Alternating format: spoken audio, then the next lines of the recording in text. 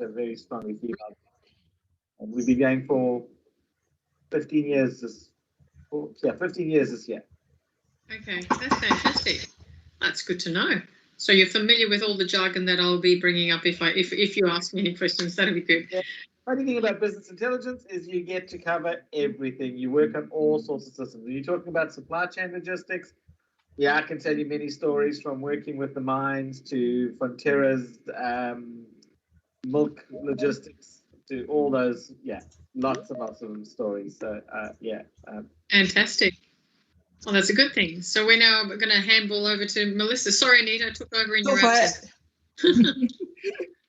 Hello, my name is Mel. I'm the head of growth and engagement at Client Partners Chartered Accounting.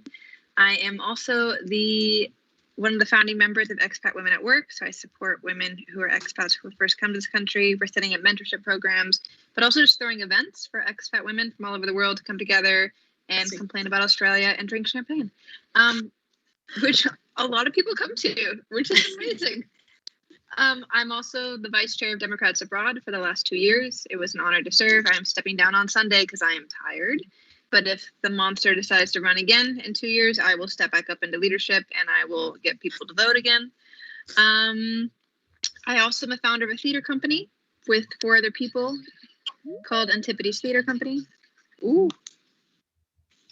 Somebody. You must have feed. We've got feed. Yep. It is now it has an advisory board of 10 people that I've built. It has a staff of 6 people. So it is its own little working entity now. And I am this year founding a new company with a team of women that is going to be a publication company that publishes women's stories. So, fantastic. And it's going to be an online magazine and books. And I'm tired. You have a lot of lovely things happening. After this, that's the kind of stuff that we're doing here in Singapore with female founders, and really getting that entrepreneurial spirit. So working with Angel Wings. I'm not too sure if you've heard of Angel Wings, the organisation, the foundation, which basically creates businesses for women across APAC, Indonesia, India, and so forth. And we create the platforms and actually allow them to create e-commerce for their entrepreneurial ideas. And I've mentored quite a few of them. So there's some amazing things happening. And it's so great to see women-owned businesses and women coming together and engendering the rest of the community. Yes, let's do it. Yay! Go girls. And I have got a few new guests. I will just give a bit of a program brief. So this mentoring program started this year, 2021. Initially was a group of knowledge community last year that we host, focusing on technology, sustainability. How do we help startup community in making the product more widespread or market the product throughout this shared channel. And each of the person here given opportunity to present or run a session with us. There's no judgment here, and we are building a very respectful, kind, and also supportive environment. So if anyone being so naughty, I will not hesitate to gently have a conversation, or a mute button is ready to go. And myself, I have worked in the industry in technology and business consulting, management consulting for roughly around 15 years. And FMCG, retail, utility, and public services. And I remember very well on food and beverage, because we get to taste a lot of food. So yes, food of thought, join a company that you can get freebies. And was the tester. Anyway, so this is my little introduction.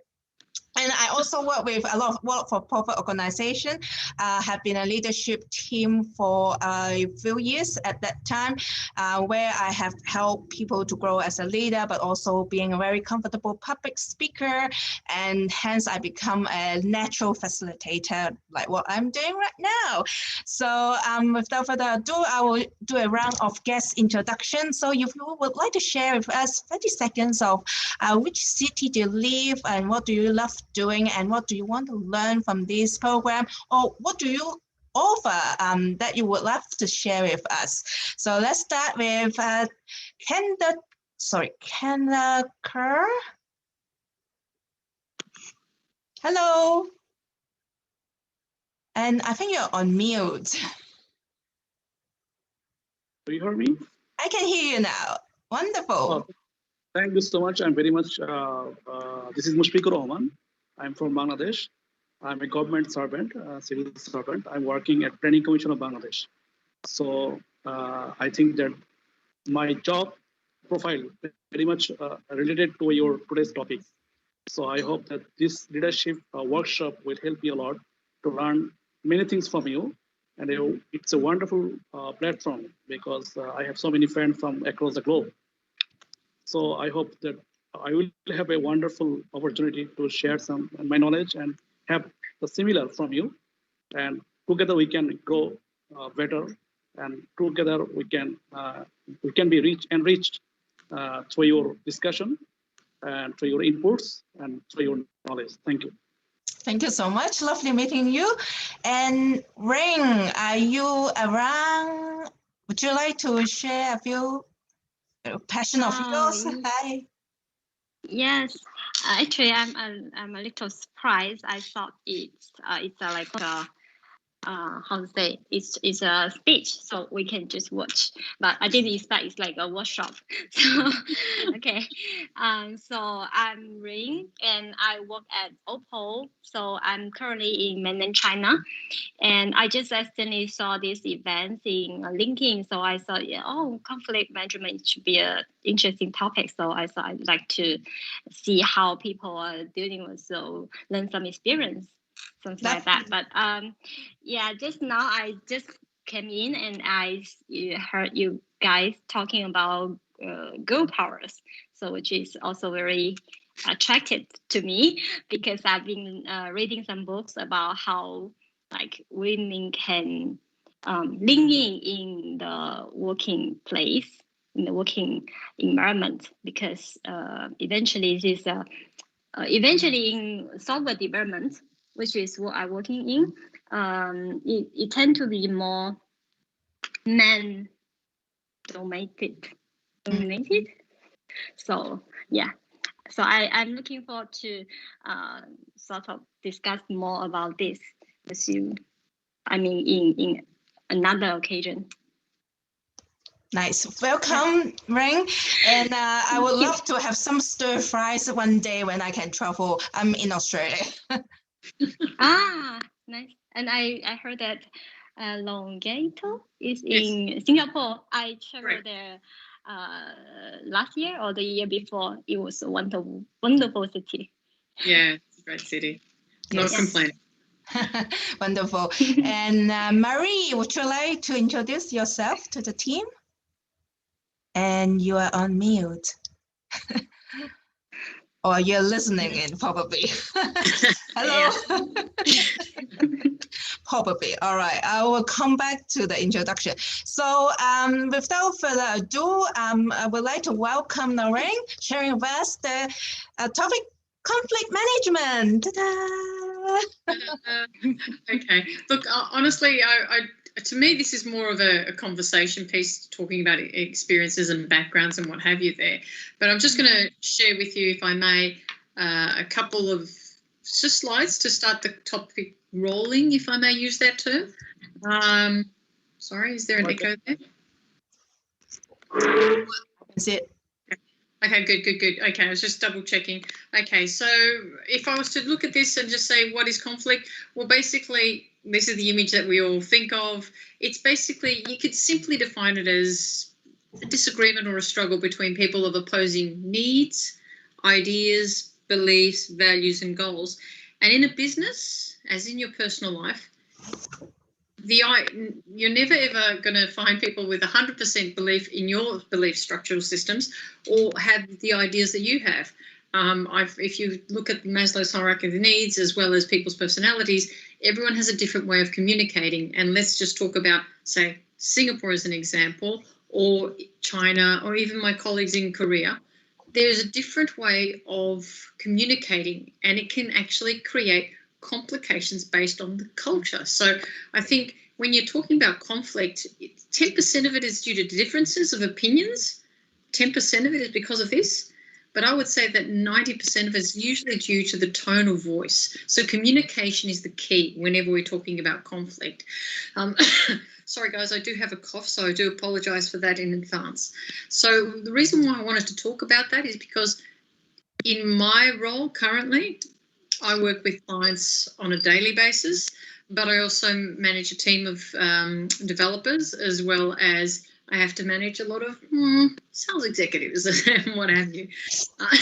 And they're very, very demanding in what they want. They want to sell, they want to do this, and yet I'm the person facing the customer, listening to the customer's voice. So effective communication and listening is probably the biggest asset that you actually have. So if you think about it, dialogue, to my opinion, is the most effective way of resolving a conflict. So, and a conflict need not necessarily be bad. I mean, in many ways, conflict is seen as essential. I mean, how else are you going to get things done? I mean, conflict management is essential because without conflict, growth is limited. Conflicts are a great catalyst for growth, if I could use that term, and change. In my role as an innovation advisor, talking to C-suites, and especially now with the 5G conversations that we're having, sometimes they don't see the vision or possibilities or plausible futures.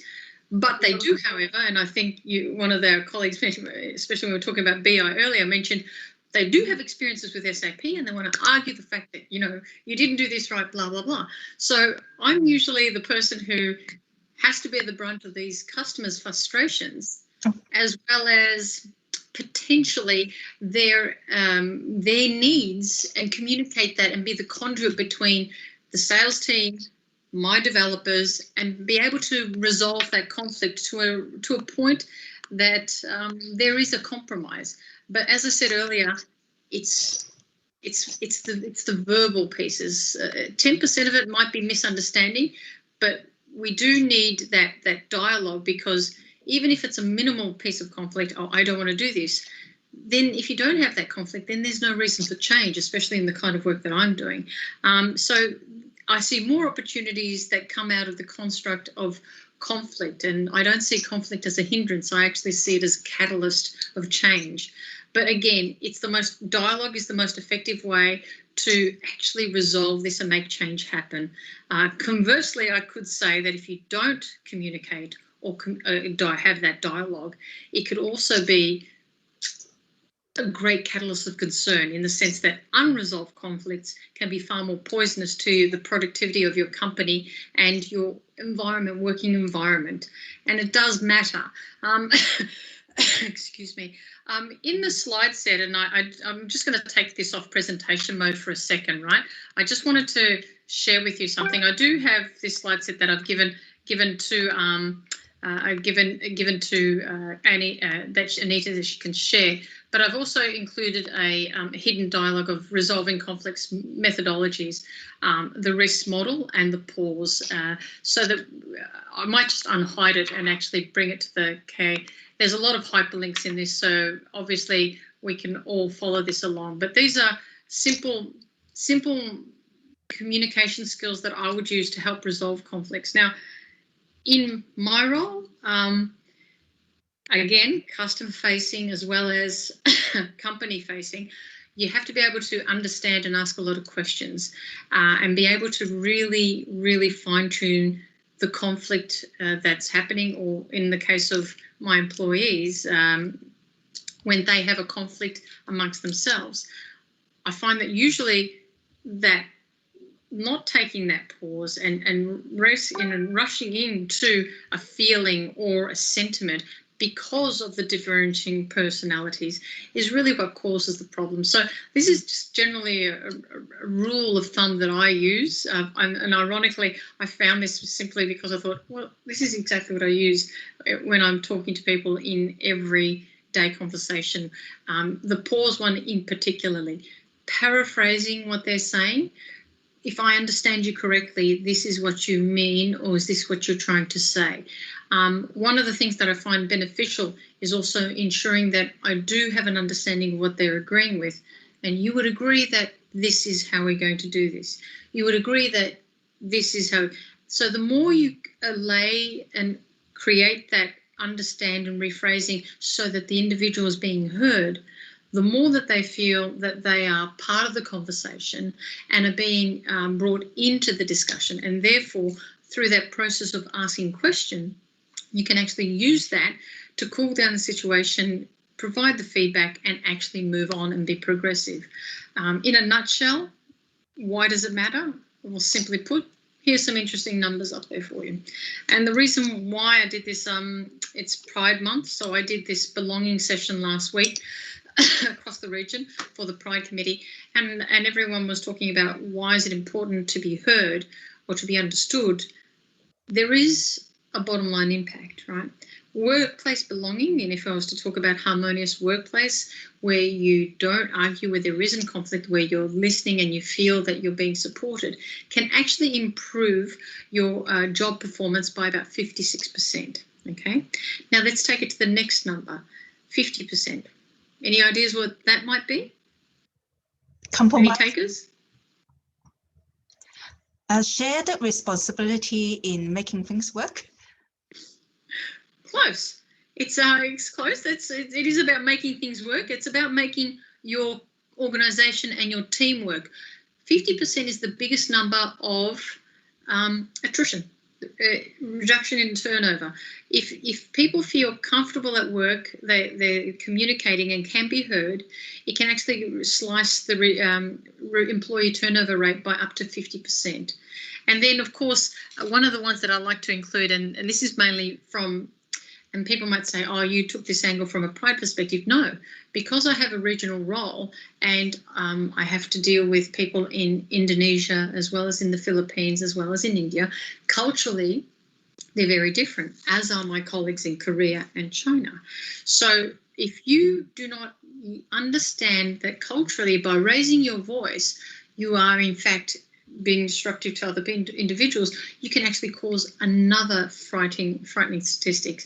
A single incident of micro-exclusion for any reason can lead to a 25% decline in your team or individual's performance. So if you think about it, conflict will happen. It always does. The key is to be able to listen and to be able to voice how you feel. Now, the RACI that you had previously, I can even provide some of those as well, hyperlinks to those. But asking the right questions can actually create an understanding of what the real problem is and also understanding from their perspective. My Singaporean colleagues as well as my Indonesian colleagues have a different way of communicating than, say, for instance, my Australian expats here in Singapore. So we always have to understand that if we don't listen, if we don't take the time to understand from their individual, from where their problem or where the misunderstanding may have occurred, then we don't have something that we can fix. It could cause more greater problems and paralysis if you don't address it. Conversely, in the innovation space, the world that I come from, it's actually the greatest catalyst for change.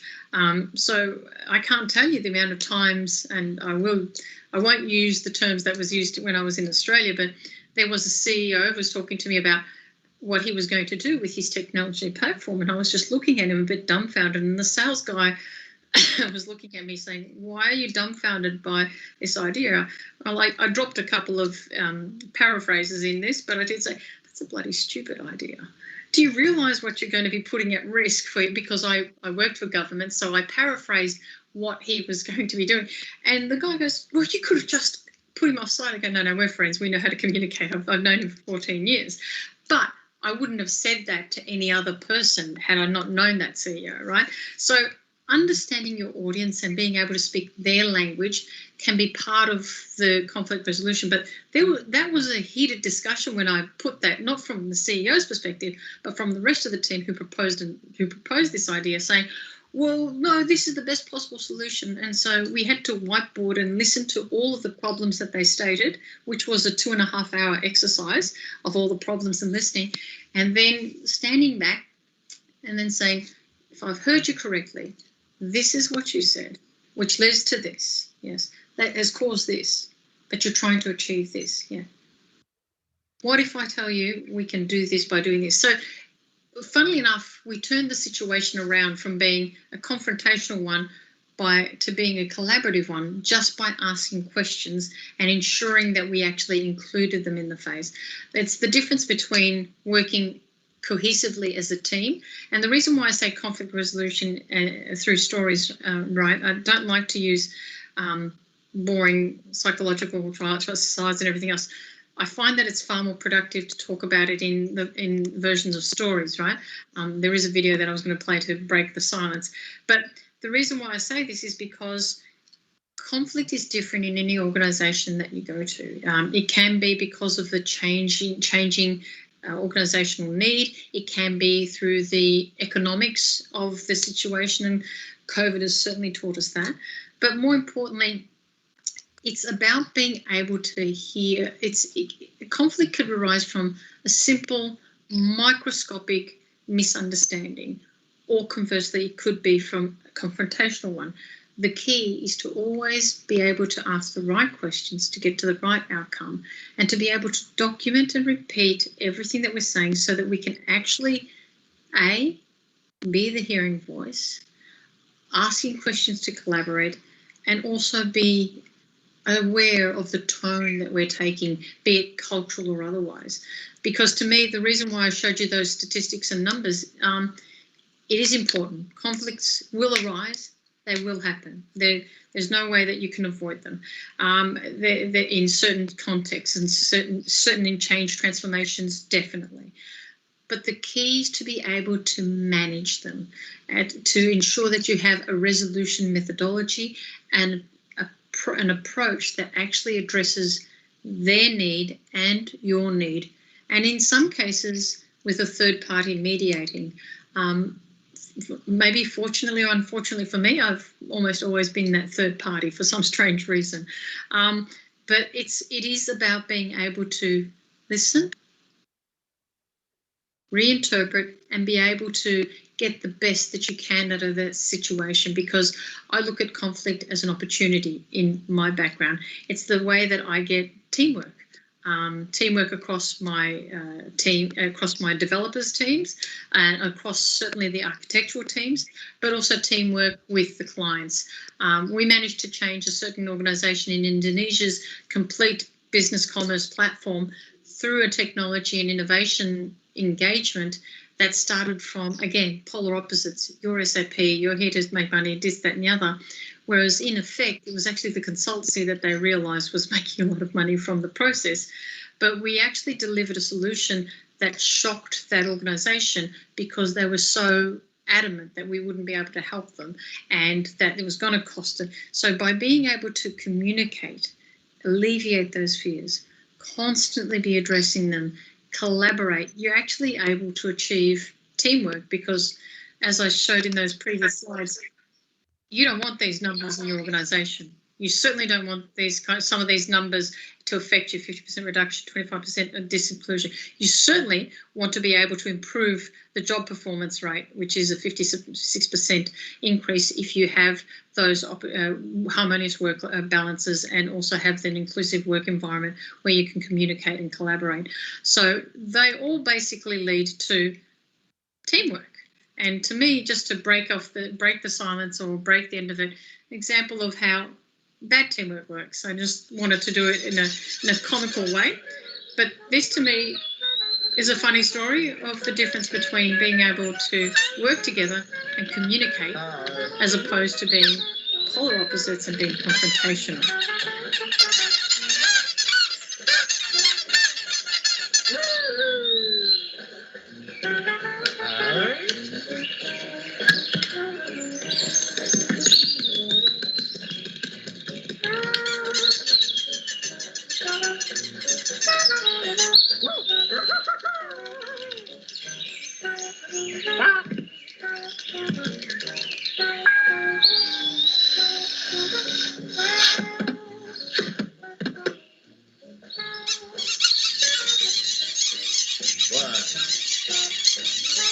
Dr. Zoidberg. Oh, Dr. Zoidberg.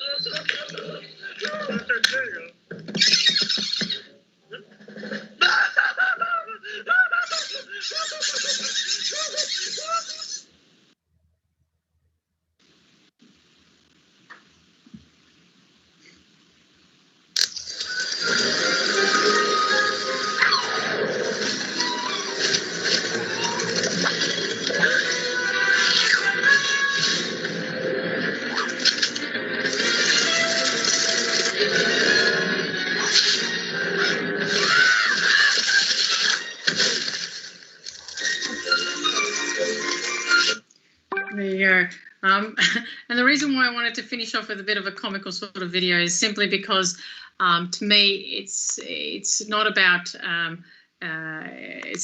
being able to sort of turn around and say, sorry, I'm just going to stop presenting there. It's not about voicing your opinion or arguing or having a technique to making sure that you're heard the most. It's actually conversely the opposite. It's about listening. It's about being able to hear. It's about being able to paraphrase and translate what it is that's being said and necessary and needed, and then being able to come up with a resolution that meets the needs that both you and the other party could actually come to an agreement and actually move forward.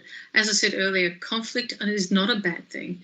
In my case, I actually want it because conflict means I will get something done in an innovation space. But in the perspective of your own workplace, having the tools and kits to be able to deal with it is probably more so what's necessary. I've got hyperlinks in those PowerPoints, by the way, and Anita, just share it with everyone, to certain thoughts, theories, and certain methods. But more than anything, I'm more than anything here to listen to what your stories are and understanding how it is that we can probably collectively come up with a conversation around conflict management and conflict resolution as a discussion. Sure, thank you. Sure, thank you, Lorraine. Am I having echo? Yeah, a little.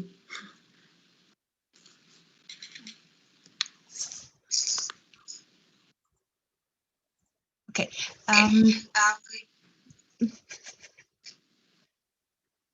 Check what is that? Julian, I think you had your hand up for something. Yeah, I had a question. So we had in ancient times, there was a sort of a concept about horses, where horses have a camber meaning that horse will curve to a left or a right, and what you want to do when you span two horses into a cart or a carriage to pull a carriage along is you want to get two horses that don't have the same camber. You need to actually have conflict. You need to have horses that have the opposite camber, and you need to span them so that they're always pulling away from each other. Because if you get two horses with the same camber, they'll keep tripping over themselves and walking in a circle. And if you span two horses with the opposite camber the wrong way, they'll keep running into each other and tripping over themselves as well. You need a little bit of conflict. You need horses that are always going to slightly go away from each other. And that's always something that's been in my head. But I do find sometimes that maybe in human relationships, the opposite might be true, where you want them to kind of bump heads a little bit because it helps you get a better creative decision out of that. So the question I've got is, in an example where I have two people of the same fundamental cultural background, but a different class background, not trusting each other, how do you deal with that? They're both the same gender, they're both the same culture, they both the same language, everything else is the same, but they're slightly different class backgrounds. Okay, that's interesting because I'm going to answer that from a perspective of my partner led one of the biggest engineering groups in Australia, SMEC, for a long time.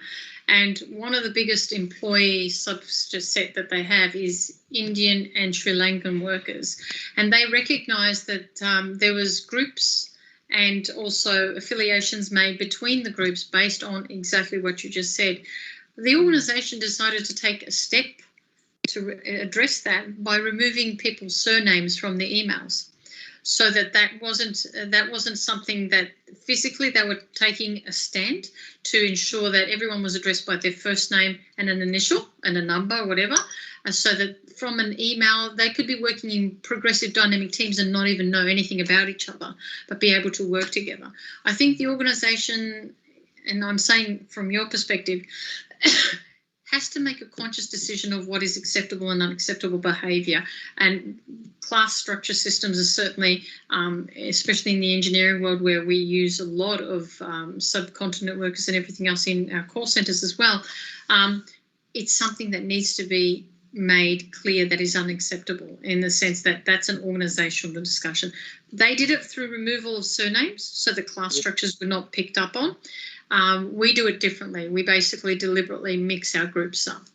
This is difficult because they're not from a country of cultural class structuring. They're from a country where they are theoretically supposed to all be the same class, socio-political. They're from China. Yep. From different parts of China, sure, but they're from China. However, one is from a fairly wealthy background, parents who are surgeons, doctors in the medical sphere. The other from a sort of more middle-class background, parents that are working in management and banking and stuff like that.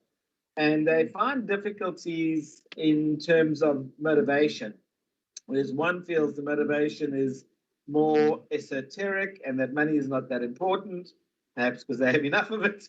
Whereas the other one feels that money is very important and that has to come first before anything else. And that sets up a bit of an imbalance between them.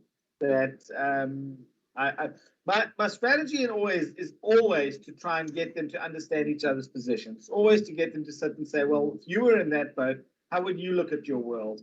And it tends to work. But the problem I've got is a little more complex because the one from the more sort of financially constrained background is older, whereas the one from the wealth background is much younger. However, the one from the wealth background is much more business savvy, has much more potential for management and leadership, whereas the older one is much more do A, then B, then C, procedural, an absolute persevering person. She will push for, she will continually learn and continually push and put it all the time. She doesn't have that sort of lateral thinking sharpness that the first one has, who is incredibly sharp, very great lateral thinker. So I'm really having a lot of difficulty. I mean, one is the younger one is certainly much better at management and leadership, normally speaking, but for this one issue that she doesn't get the need of the other one, and I'm trying to figure out how I can not lose that potential, balance the two off, but also get the team working. Yeah, are they both in a managerial role, or do they the same team, or do they work with other teams? No, one is a junior member of my leadership team.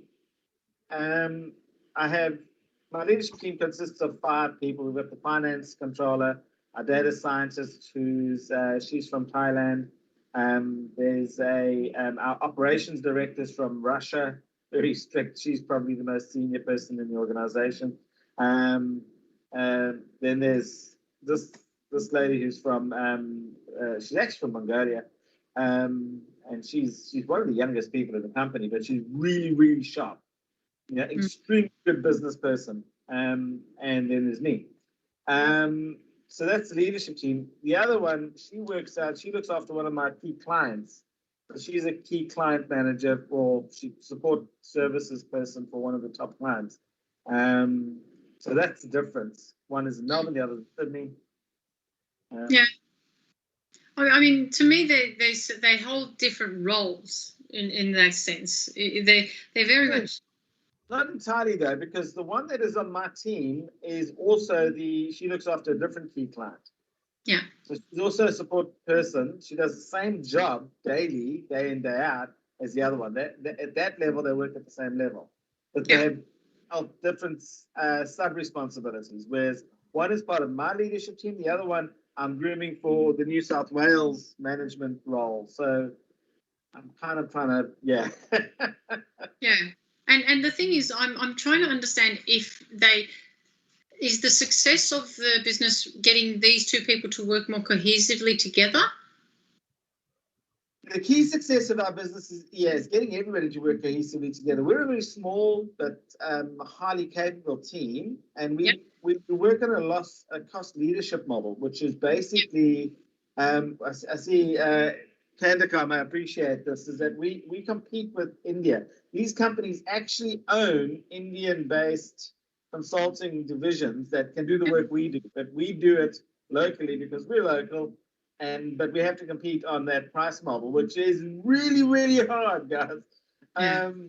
It's also hard to compete in the technology and the technical model as well in many ways, because the Indian firms are really sharp people.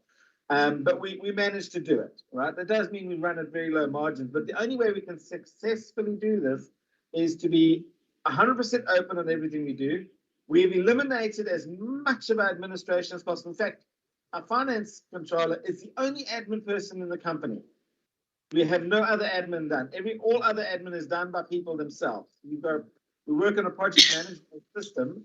We define a project, the customer approves the project, and then we work the project. But each person has to do task logs. They don't do timesheets. They've got to close their own tasks off. They've got to manage their own projects. It's all done as automated as possible. We try to be as McDonald's as possible, and even homogenize our price structure by making sure that we look after our customers with a team rather than an individual, because by teaming it, that means we can homogenize the price structure across skills, right? You can have a senior person and a junior person, a couple of mid-range people, but you're charging one rate for everybody, and it's an average rate. So that gives us a model that works in an Australian context and competes with an international one. But as you can see, it's 100% team-based.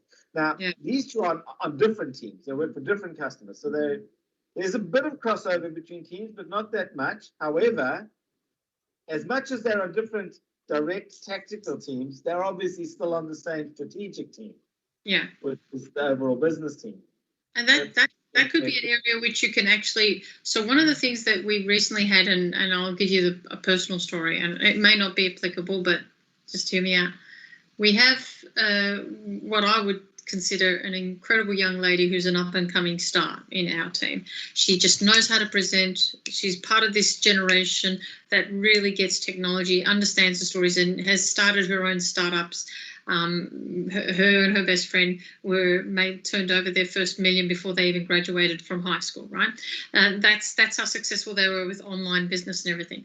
And yet we have a guy in our team who's been with SAP for 27 years, who has a very different way of approaching clients and so forth. They were put together in a team to actually, and the success of this key client, strategic client, because it had optics from most of the business, was dependent on these two working together. And I found myself being the arbitrator, like yourself. You could be the arbitrator for the individuals working together and seeing that until those two individuals see the skill sets that they have, you can tell them, but until they see it in action to then concede that there is benefit in this person and vice versa, they're not going to see it for themselves. They have to physically see that, she does have really good skills and she's brighter than I am, or she really knows her biggies because she's been around longer than I have. There has to come a mutual respect from hearing each other and seeing each other's actions. And it certainly worked for these two. That was just my personal story, simply because, and I will say it, someone who has been with the same company most of their life, of a Dutch origin, is going to tell everyone what they think about everything, and in particularly some politically incorrect things to a young lady as well. And so it was a pretty. I had to stop the call at one stage and actually say, guys, we're not getting anywhere. This is great ideas. I have to hop on another call because management is calling me. I used that as a deliberate cut for the meeting, and then individually took both of them aside and said, that was uncalled for. Your language and your belittlement is uncalled for, and brought in a third party to basically arbitrate between myself and that individual. And then with the young lady, I could tell you were deliberately antagonising him. Yes, it was inappropriate what he said, but you were also antagonising him. So let's just come to a happy medium place. So, yeah, they don't get any easier, and sometimes I feel like I'm in a kindergarten, but undoubtedly personalities are different. I mean, I'm going to ask Ring, within China, is there a structural class system that sometimes prevents people working together? Not necessarily, but actually what Julian has said is some kind of typical situation we are facing now, especially in China, because we have this, for example, we have this intern. She's basically in very good background. So what she like in terms of money, everything she wants, she gets it from when she's very young.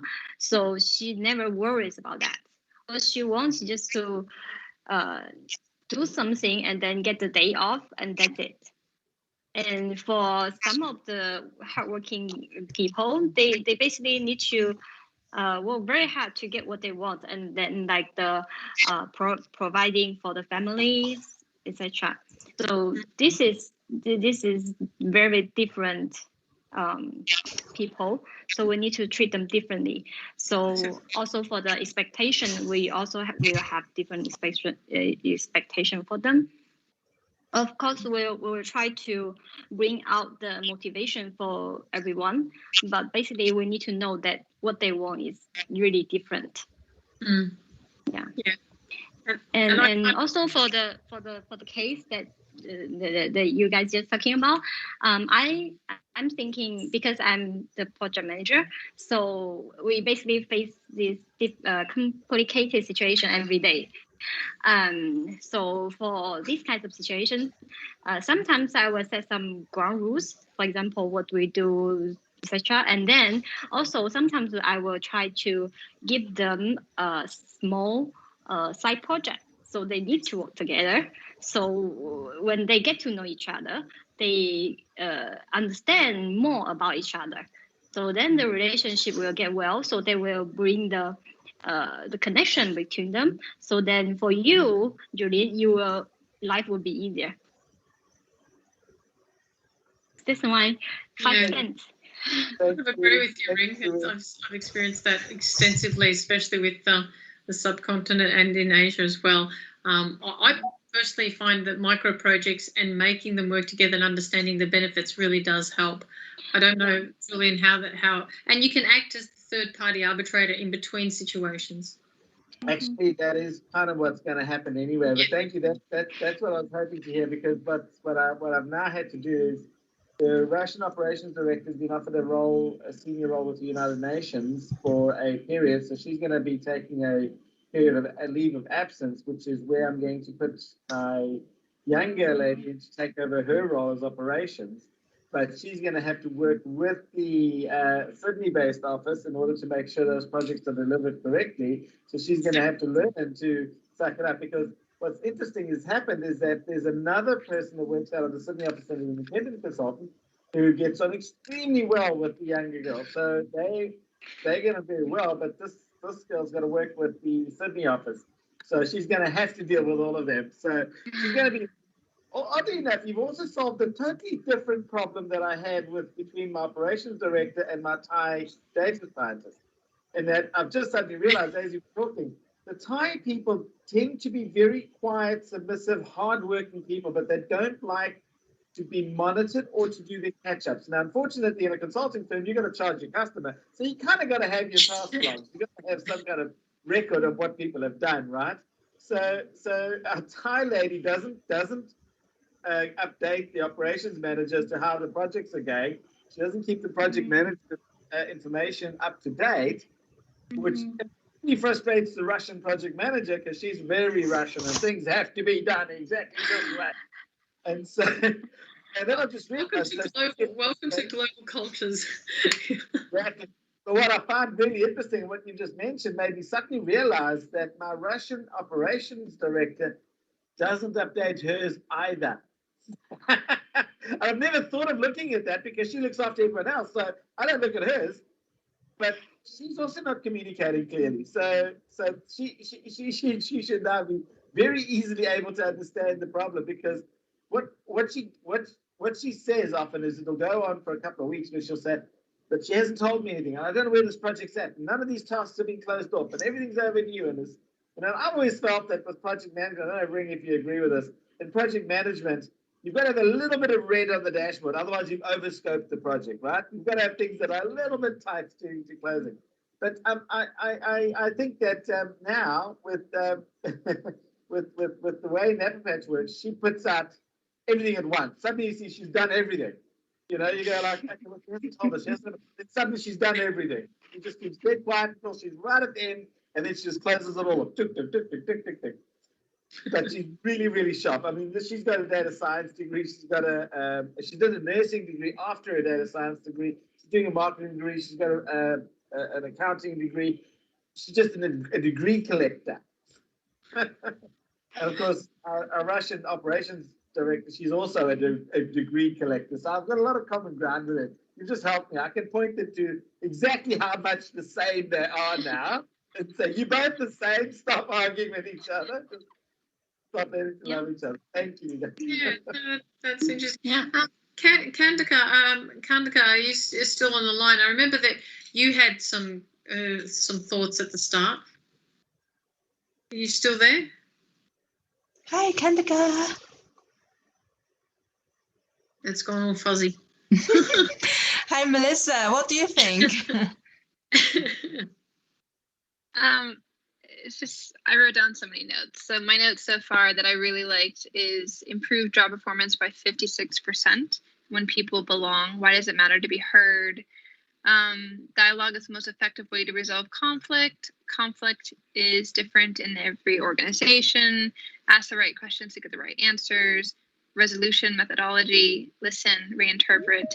And my last one is my favorite that you said is conflict is an opportunity for innovation. Yeah, it is. And there are so many different personalities that you have to deal with on each day, and especially when you're in a big firm and there are different energies at the very top, and they are people with money who have had money for a long time and don't really know how to speak to the everyday human being.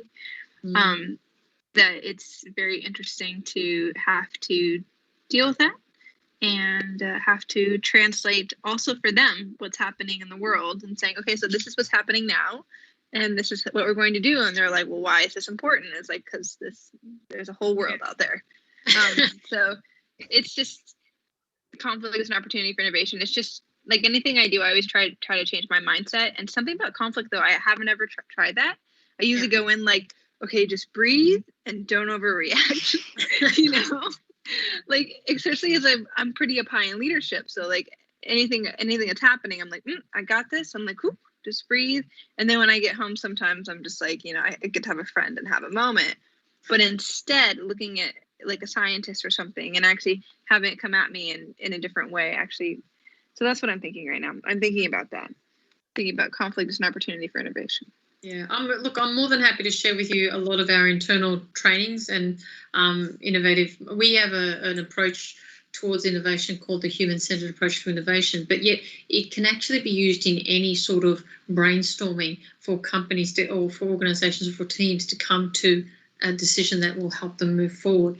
And it's premised on the fact that you're going to have different ideas. But when you bring them all together to vote and to nominate and to speak about it, you eventually granulate down to the core of what it is that you need to do. And then because everyone has had their piece in nominating and coming to that core, you're going to get consensus in moving forward. So it's a methodology that we use to bring consensus to the forefront. And I'm more than happy to share that with you. If you want to reach out to me on LinkedIn, I'll give you my email and we can. I already did. I already reached out to you on LinkedIn. Okay, yeah. Can I send one too? Definitely. I'm not shy in sharing stuff. I mean, I've actually been escalated to management because apparently I talk about other people's solutions more than our own. So I had the senior leader, the director at the time, ring me up and tell me this, and I was laughing, saying, "Is that a problem?" She goes, "No, actually, it's what we need to do." So if you're not willing to embrace change, then, as they say, if you don't stop moving forward, it's like a shark you drown. So you have to keep moving forward. You have to embrace uncertainty and change. And conflict is just one of those things that you have to learn to manage, right? And there's lots of management tools, lots of management methodologies that I could share with you. But like I said, I didn't want to be here throwing methodologies at you. I just wanted this to be a conversation. And it's a conversation gleaned through experience, right? Where the sum of all the experiences of what we've had and through those experiences. And one of the things that I love about working in this region, because I'm an immigrant in Australia. I came to Australia when I was 6 years old from Italy. So this was a new culture to me and Australia. And then Australia I found it very confronting, and you've already mentioned it before, a few of you. It's an interesting culture for women to work in, right? Let alone expats and what have you there. And yet the greatest successes I had were outside of Australia because of understanding different cultures, different values of certain cultures. And when you understand them, it works. I'm just going to show you to the other women I'm about to join, and can you just wave at them? Hello.